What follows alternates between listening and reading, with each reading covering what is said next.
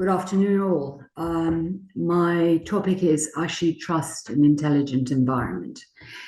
And to support our kind of digital transformation journey, I think the question is to be asked is how do we govern interfaces and relationships between the contributors?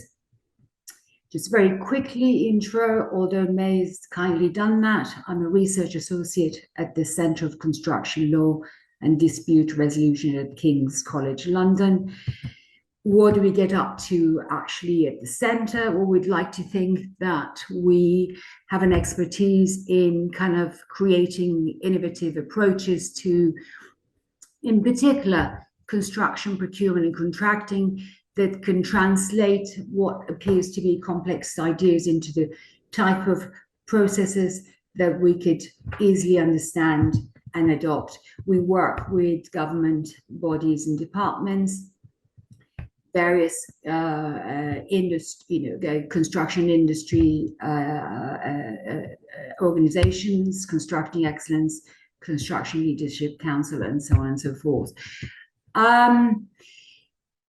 Just to kind of a focus again, and you've sort of heard, this is all about team endeavor, and more so now going forward, if we are to actually take this digital transformation journey. But we need to have a shift in mindset. Why do we need to do that? Why did I say we need to look at governing interfaces and relationships? It's because as an industry, we have a lack of trust. We all know that. We have unfair risk dumping. We work in silos. We cannot connect that divided commercial interest, even for the purpose of coming together and actually working on a project. So trust is an issue.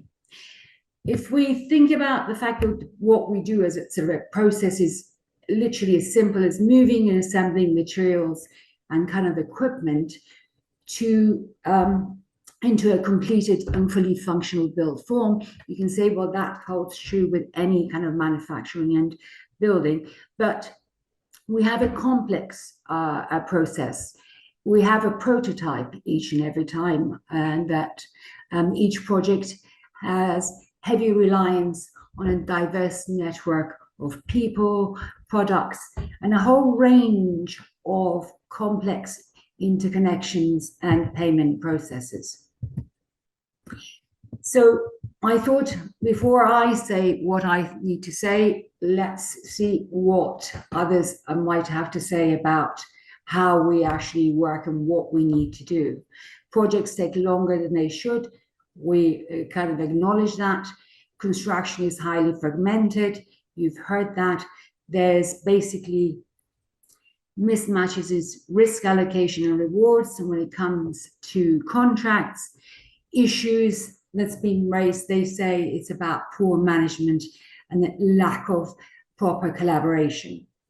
And of course, from Thomson Reuters, they talk about the fact that we need a fundamental change to the way the entities contract with each other if we are to move forward into the across the process. Also, we need to break down those barriers to be able to drive progress. We need to become kind of closer in terms of a working relationship, in terms of the way we behave, and in terms of the way we actually formally contract with each other. So you've heard basically, and we'll hear about what we can do in terms of transparency, traceability, and so on. But collaboration is key. You really need to be in there in order for us to be able to kind of link relationships and interfaces. So basically, we need to get away from what we currently have in terms of the sort of a pyramid structure, a hierarchical structure of working. We need to work closer together into a kind of a common vision, a common goal, and a common project. So we need to start with a type of collaborative procurement. And for that, Why do I say that? Apologies. It's because when we all know that when we start basically, or we choose our procurement, we choose the phase of any of our projects. So being able to kind of create and produce accurate information by a kind of a wide range of contributors, which you can see through the various talks and lectures you've had on the technologies today and the remainder of the conference.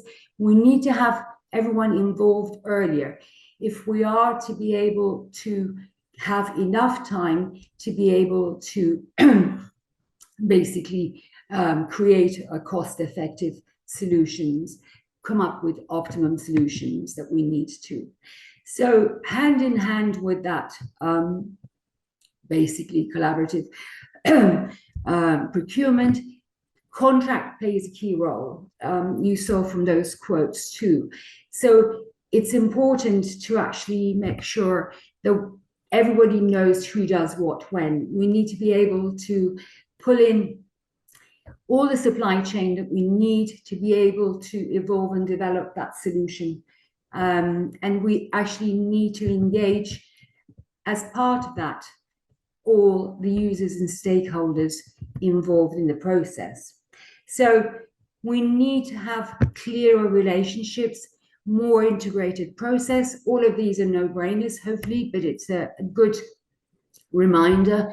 But it's important also to link all the parties involved. So that direct contractual relationship becomes more important than ever across this sort of digital transformation journey. And with that, we're able to actually then sort of reassure that the responsibility and liabilities of individuals or contributors are just purely specific to their kind of roles and expertise. Of course, we need to sort of, with the contract, we need to create a kind of integration and the commitment that we need with clear sort of lines of what roles and responsibilities are. So we need an integrated information management contract to kind of create that trust and create that ecosystem that will help support that digital transformation. But it's important to make sure that we do have that, but not to add kind of new contractual complexities to a process. Trust me, contracts are complex as it is, as May will be able to tell you more on that. So the contract should be able to kind of integrate all the contributors across all the phases and in different aspects of the process. It will need to be able to also capture the lessons learned so that we can actually have a new, higher and better threshold moving to the next and subsequent projects. And also being able to share right information at the right time. And so we need to kind of combine this efficient collaborative working with clear legal lines of obligations. And to achieve these sort of objectives, we do need everyone to sign into actually a sort of a single contract. So a kind of a multi-party integrated information management contract. There is one that we've actually drafted out and is in use by various government departments. The Ministry of Justice actually is a very sort of extensive user of this over the last few years. I want to just sort of concentrate on the basically the umbrella diagram on the right, where it sort of demonstrates that down at the bottom of the arrow handle, you can see the project contracts still remain. So you do have your professional services contract, you have your building contract and so on. What this does as an IIMC is actually kind of create that umbrella enabler.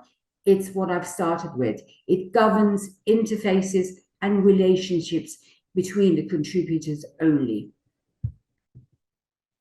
So with the IMC, and actually it's been basically, as I said, in use, and basically it does have features that are actually quite important, and I'll just highlight a few. It has a multi-party timetable, so everybody completes this or agrees and completes the deadlines, gateways, interfaces across all of that. It also, having said it is a multi-party contract, doesn't mean that everybody has to come in and sign from day one. We have to acknowledge that as design develops and we move forward, we realize that we need more contributors, and you can actually have the flexibility to be able to add and pull in others to sign into this contract. It does kind of produce a direct mutual license of intellectual property rights.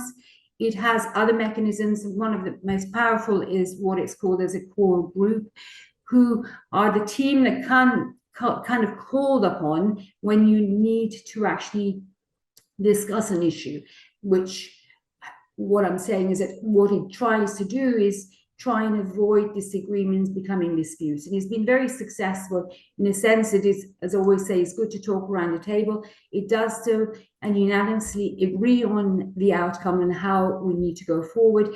So basically the matter is resolved before it goes any further into a dispute. And of course, the transparencies and trust into basically exchanging, integrating, and so on is there too. So it's a kind of a fresh approach. It tries to create a right working environment. It does improve integration. It involves others that we need to, users and stakeholders. It's a strong basis for working kind of more collaborative together, which are all the quotes at the start actually mentioned. And because it's about everyone coming together, agreeing what they need to do and who does what when, then those rights and obligations become clear and set in place. And of course, it does integrate the capital and operational works. And of course, because of that sort of trust environment, then you've got better performance because you're, as a team, are more motivated.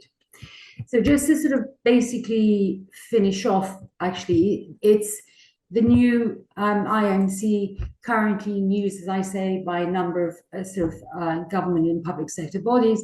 It supports driving the right culture at the right time, right at the outset, disrupting the current norm of silo working.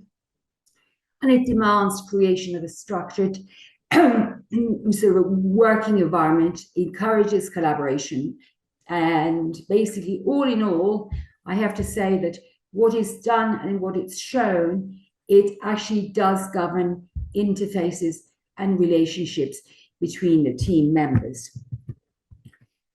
I can be contacted if you need to actually want to know more about this particular contract. Unfortunately, my time was actually shifted an hour and a half later, so I will not be able to actually stay for the QA panel, but my apologies for that. I think May was informed of that. So if you want, you could actually contact me on through email on the screen. Thank you very much.